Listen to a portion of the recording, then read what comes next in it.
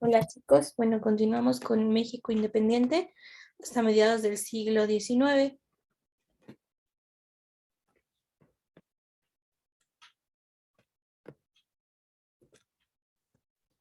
Bueno, como vimos en la independencia, el Plan de Iguala dio origen a la nación mexicana bajo una reforma o bajo la forma de monarquía constitucional gobernada por Fernando VII.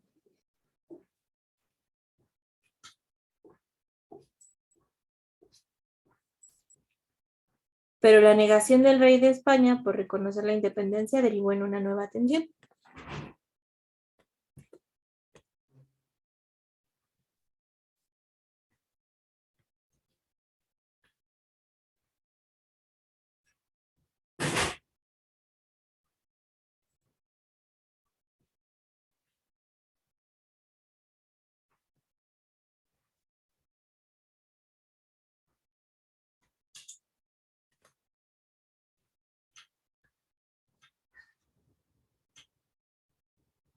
Los conflictos no terminaron con la independencia, entonces durante los primeros años la disputa se trasladó al terreno político, donde los criollos adoptaron una ideología liberal, mientras que los peninsulares tenían las ideologías monárquicas y conservadoras.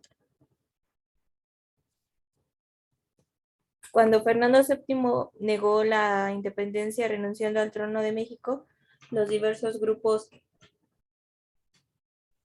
políticos buscaron impulsar sus propios proyectos de nación.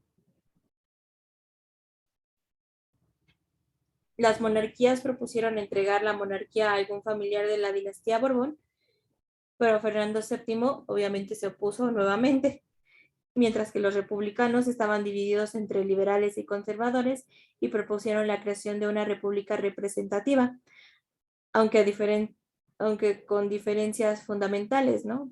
Por los ideales que tenían, mientras esto quiere decir que los primeros optaban por una estructura federalista y los segundos defendían al centralismo. Y bueno, en medio del nuevo vacío, el poder ejército se pronunció a favor de Agustín de Iturbide, que fue proclamado emperador de México por el bando iturbidista, dando así paso al imperio de Iturbide, que fue la primera forma de gobierno en México, en el México independiente, en el México independiente, perdón, y convirtiéndose él en el primer gobernante de la nación. Pero pues su imperio no duró mucho, se desmoronó, perdón, rápidamente, debido a la enemistad que se generó entre el emperador y los diputados del Congreso. Todo culminó con la disolución del Congreso e Iturbide fue acusado de tiranía, comenzando un golpe de Estado en su contra. En ese entonces, Vicente Guerrero y Antonio López de Santa Anna se levantaron en proclamación del plan de Casamata, que desconocía al imperio, y así logró la rendición de Iturbide y su exilio.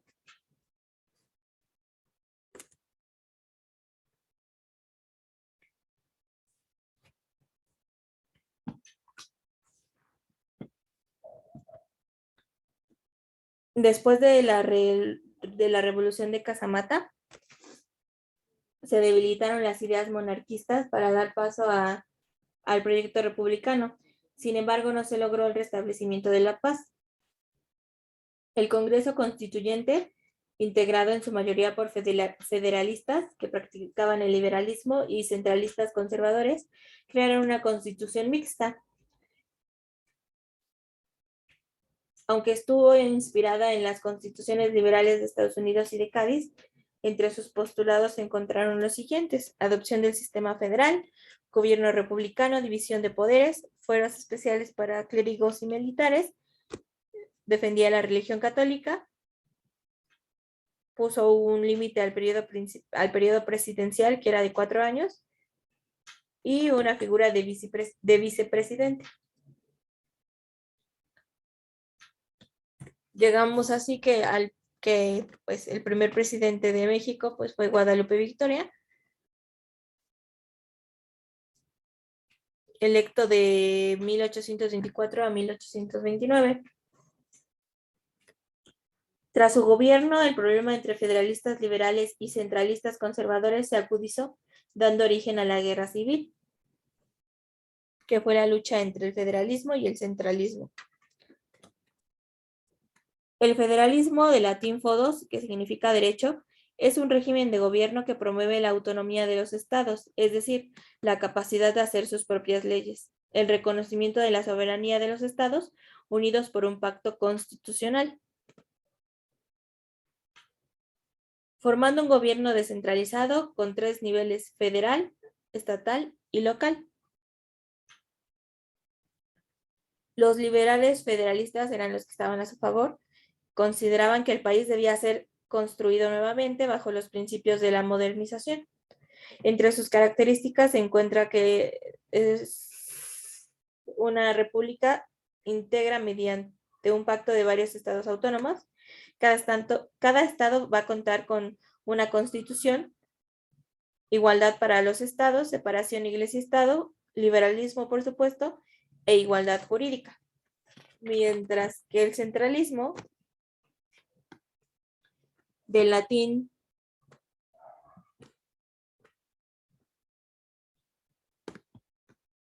centrum, que significa centro, es un régimen de gobierno que promueve la existencia de una capital fuerte, desde donde se gobierna el resto del país, integrado por provincias o territorios pertenecientes a la capital. Esta propone la sustitución de estados autónomos por la existencia de departamentos, controlados desde el centro, a través de un jefe de departamento, que sería el presidente, designado desde la capital. Los centralistas conservadores creyeron que el país ya se encontraba formado, por lo que solo había que conservarlo. Entre sus características, pues se encuentra que es una división de departamentos en lugar de estados. Cada estado contará con fincas departamentales, privilegios a la iglesia y al ejército, educación religiosa y nacionalista, y bueno, el conservadurismo, ¿no? Su ideología. Las logias masónicas pues jugaron un papel importante en esta contienda política, pues sirvieron como partidos políticos durante todo el siglo XIX. La logia yorkina tenía su sede en Nueva York y apoyaba a los liberales, mientras que la logia escocesa, con sede en Escocia, apoyó la fundación de gobiernos conservadores en todo el mundo, igual que la yorkina. Pues después de los años de guerra de independencia, era obvio que iba a haber un efecto una consecuencia en la productividad de la nación, pues durante esos años de combate se desestructuró la vinculación de las actividades económicas más importantes, que recordemos que era la minería, la agricultura y la ganadería. Otro problema muy grande fue el casi nulo crecimiento industrial. Y por otra parte, la expulsión de los españoles en 1827 pues generó una fuga de capitales muy importante, pues ya no había quien metiera dinero al país ni quien exportara.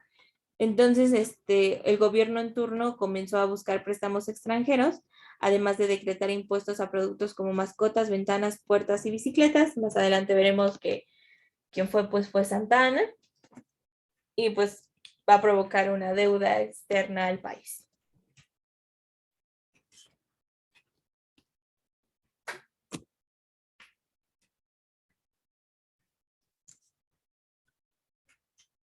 Durante el gobierno de Vicente Guerrero, desembarcó un brigadier, Isidro Barradas, en Tampico para restituir el control de España sobre el país, pero fue derrotado por Antonio López de Santa Anna.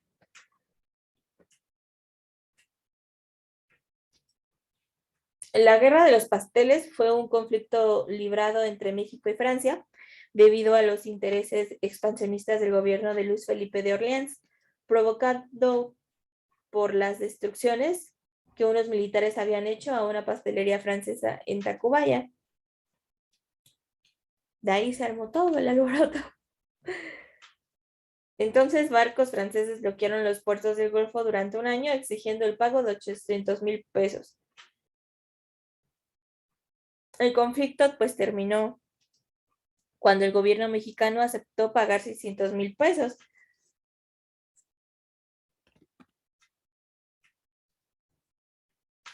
Sin embargo, considerando la independencia de Texas como el primer conflicto en Estados Unidos, la comunidad tejana, encabezados por Stephen Austin y Samuel Houston, buscaron la separación del estado de Coahuila, obteniendo la negativa del gobierno de Santa Anna, que además les obligó a abandonar el sistema esclavista y obedecer la implantación del régimen centralista. ¿Cómo ocurrió esto? Pues vamos a ver el desarrollo.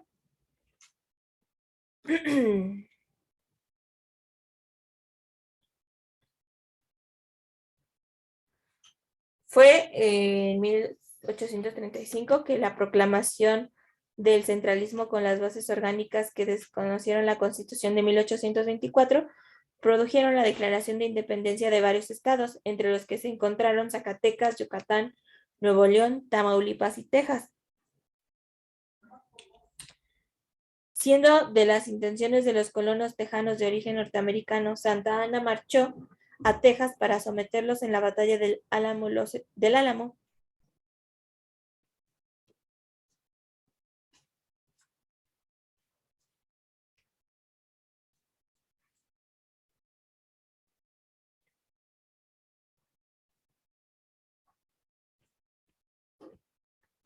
En donde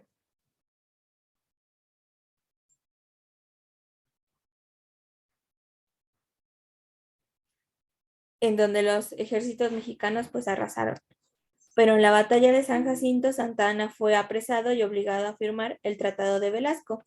¿Qué era el Tratado de Velasco? Pues fue la consecuencia de la guerra con Texas, reconoció la independencia de Texas y fijó las fronteras del río Bravo.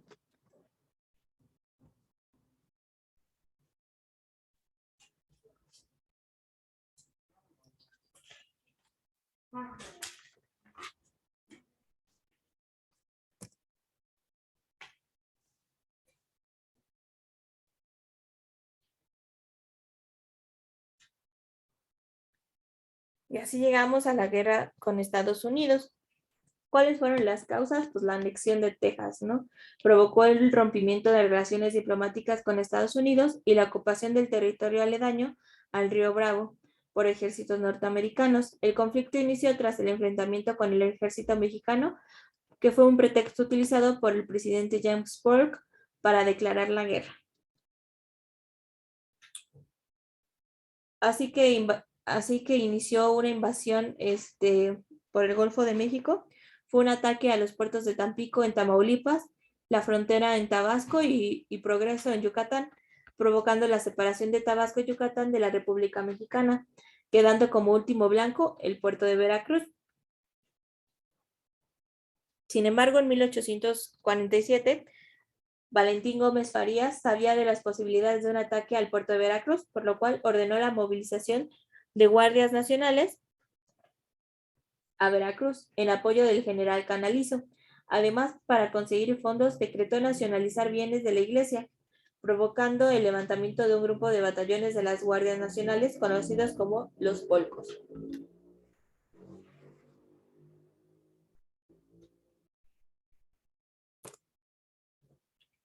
La invasión en el norte de México en 1846 fue dirigido por el general Zachary Taylor, que atacó varios puntos en el norte del país, como fue Tamaulipas, Nuevo León, Coahuila y Alta California, Nevada, Arizona, Utah, Colorado y Wyoming, que se declaró la República del Oso.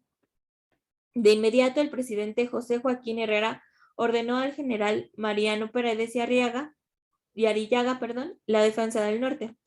Pero esta, al llegar a San Luis Potosí, se levantó en contra del gobierno, tomando el control del país. Un par de meses después, en medio de la guerra, el general Sara se levantó contra Paredes y Arrillaga y tomó el control del país y convocó a Santa Anna para dirigir el ejército mexicano. Durante el mandato de Santa Anna, Salas renunció y entonces nuevas elecciones llevaron a la presidencia a Santa Anna, quien dejó el gobierno en manos del vicepresidente Valentín Gómez Farías para ponerse a la cabeza del ejército. En Veracruz, el ejército norteamericano dirigido por Winfield Scott venció a Canalizo, luego marchó rumbo a la Ciudad de México. Pero en la entrada a la ciudad, las fuerzas de Scott fueron contenidas por un momento al llegar a Lomas de Padierna, que es ahora el Ajusco. Luego de destruir las tropas del general Gabriel Valencia, se dirigieron al convento de Churubusco, defendido por el general Pedro María Anaya, al que derrotó. Sin embargo, enfrentó a Santa Anna en la batalla del Molino del Rey, ganando ante la retirada decretada por el general en jefe. Luego fue desviado hacia los acueductos del Santo del Agua, donde se enfrentó con el general Lucas Valderas, que murió en batalla. Finalmente llegaron al castillo de Chapultepec. El último batallón de las fuerzas mexicanas fue el Colegio Militar del Castillo de Chapultepec, donde desde el 12 de diciembre estaba dirigido por el coronel Xicoténcatl, y había ahí pues cuerpos de sobrevivientes de las anteriores batallas, una multitud de civiles, 200 soldados y 43 jóvenes cadetes, entre los que destacaron los 6 niños héroes, y ahí libraron una cruel batalla que terminó con la victoria del ejército norteamericano.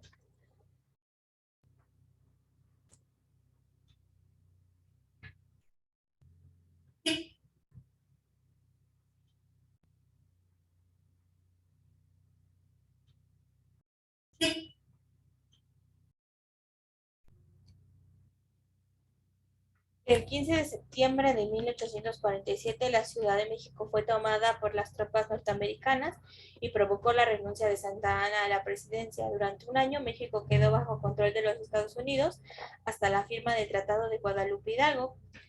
Precisamente esa fue una de las consecuencias de esta guerra.